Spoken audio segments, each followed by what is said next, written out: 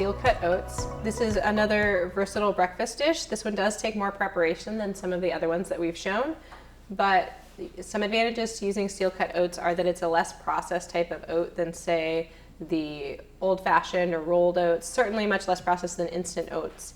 But it's not something that you can use for, say, the overnight oat recipe that we did, and it's not something that you should try and get finished cooking in the microwave. There are some quicker cook versions that have been par cooked, so you can find some steel cut oats at the grocery store that do only take 7 or 8 minutes to boil, so that might be more up your alley if you're not interested in spending a lot of time doing this. The other ways that you could cook steel cut oats without spending how much time you'll see that it takes me to cook these is that you can actually put them in a slow cooker and cook them overnight. I definitely do that a lot at home. But you know, for making sure that we do this with some basic kitchen equipment, I'll show you how to do it on the stovetop. And some taste benefits of this are that it's a little bit more nutty. Even though it's the same grain, it feels more nutty. There's some more chew. There's just more texture. So if you like a little bit more body to your oats, then steel cut oats might be a good choice for you.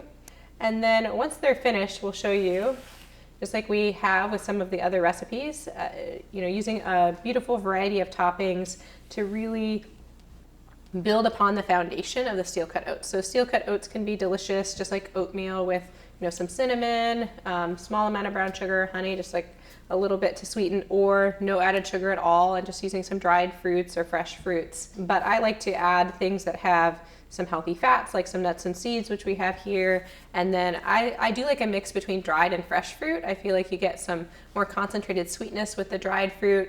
I use dried fruit and I don't tend to add sugar to mine, so that's kind of taking the place of the sugar for me. And then I like the freshness of the fresh fruit. So I tend to be someone who likes lots of condiments on things, but it would be perfectly fine to just have it plain or pick one thing and add that on.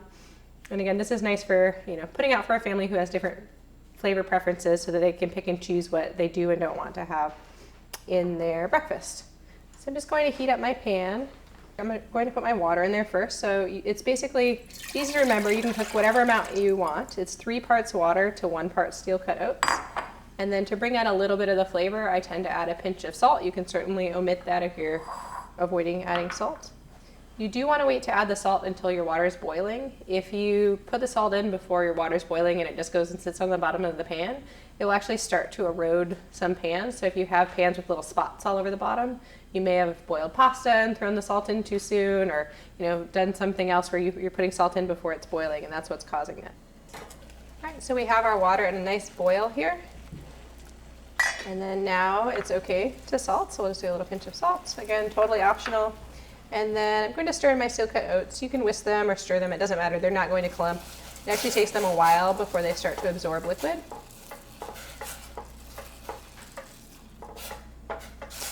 And so you will need to cook them about 35 to 45 minutes. You don't have to stand here and stir them the whole time, thank goodness.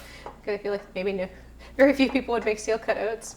But I would recommend, to prevent them sticking and burning to the bottom, that you stick around for the 5 minutes or so that it takes for them to start to absorb a little bit of water. They'll start to not just sink directly down to the bottom and stick to the bottom after they've had a chance to absorb that little bit. And then as long as you walk back by your pan, which I would recommend leaving covered, which also will help keep some moisture in, give you a little bit more leeway in terms of not burning your steel cut oats, then you can come back, just stir every few minutes, every 5 or 10 minutes, give it a good stir, put the lid back on, and as long as you're at a gentle simmer, you should be pretty safe and not burn it then. If you were doing the slow cooker, like I was mentioning before, I would recommend, if you're doing overnight, do it on low.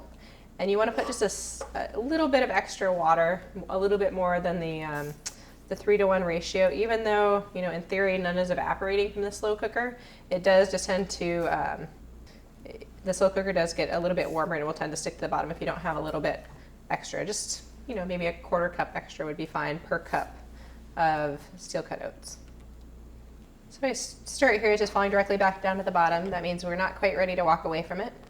If you're making this just for yourself, or multiple people in your family like some of the same flavors, if you want to go ahead and add some of the flavoring while you do this, it can save you a lot of time. So, if you want to sweeten it naturally with some dried fruit, you can throw that in, and toward halfway or through cooking, or maybe even a little bit closer to the end, stir that in. You could add cinnamon.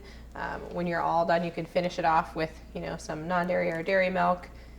I would recommend waiting to add your nuts and seeds until around the time that you're ready to serve it, because they'll lose their crispness, and part of what they're adding besides some healthy fats is a nice textural difference, so you'll get some crunch from them. But anything you don't mind absorbing some water being mixed in, you could add toward the end of cooking. Another tip to make this worth your time is that you can make it once a week, and you can just put it in a container. So make probably more than the 1 cup that I've made here, and you can put it in a shallow dish. It will be quite firm, so what you would do when you wanted to go reheat it is you would scoop out however much you want, and you can add a little bit of water or milk or plant milk to it, and then heat it up in the microwave. Stir it up. When you give it a good stir, it will take a minute for it to kind of mix in with the whatever liquid you've added, but it will look just like it did right when you finished cooking it, and will taste equally good. So no reason to do this multiple times a week.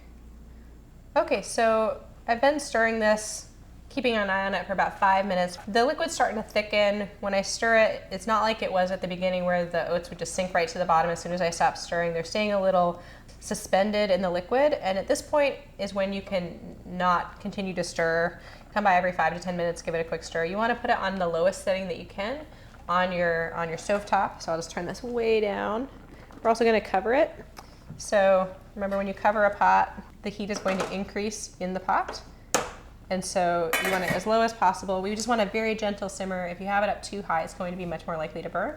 So then I'll just stir this a few times until it's done, and then I'll show you how to test for doneness at the end. So I've just pulled the steel cut oats off the burner so you can see what they look like when they're done.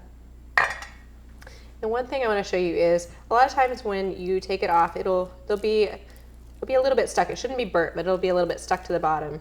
If that's the case, and you can scrape it up like I can here, great. If yours is a little bit more stuck than mine is, then what you can do is you can just put the lid back on, let it sit for 5 or 10 minutes more, and then because there's no heat coming up from the bottom any longer, the steam that's condensating back in from the lid back into the into our porridge here, into our steel cut oats, that's going to help to lift off the part that's stuck on the bottom. So don't take it out of the pan right away. You'll cause yourself a lot more work doing dishes if you do that.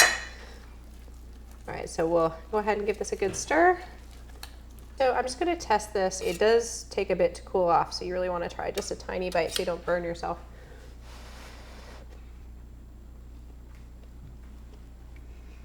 And it should be a little chewy, but it shouldn't be hard. It should feel like a pretty even texture throughout when you chew it in your mouth.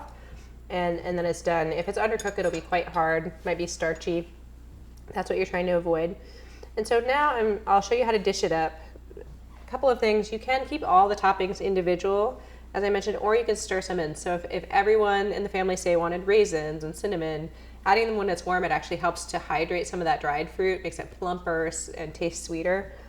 Everyone that I know is going to eat this is like cinnamon, so I like how the heat kind of releases that scent into the air when I'm putting it in warm, so I'm going to add it now. That's kind of a variation. It's not in the written recipe. So I'll just stir that in. All right, and I tend to leave it thick like this. If you want it thinner, I would serve it with a type of milk. If you want it thin as it is, you could thin it out with some water. But again, I like to thin it out with something with some flavor, so I'm not diluting the flavor. And a serving is about a 1/4 cup when it was dry, and then about 1/2 to 3/4 cup when it's cooked. The amount we made really should feed 4 people, so we used 1 cup of steel cut oats. Again, it was a 1/4 cup dry. And then, I like to, at this point, you can drizzle on some plant milk. I'll leave it as is for now. If you were going to add a little bit of butter, plant butter, any sort of nut butters, adding them when it's warm and stirring it in works really well. And then I'll just go ahead and put some of these other toppings on. So, look, some raisins and apricots, some sliced almonds. I'll do blueberries, and then maybe, I really like cinnamon. I might put a little bit more cinnamon on top just for fun. There we go. All right. And then we have our beautiful steel cut oatmeal.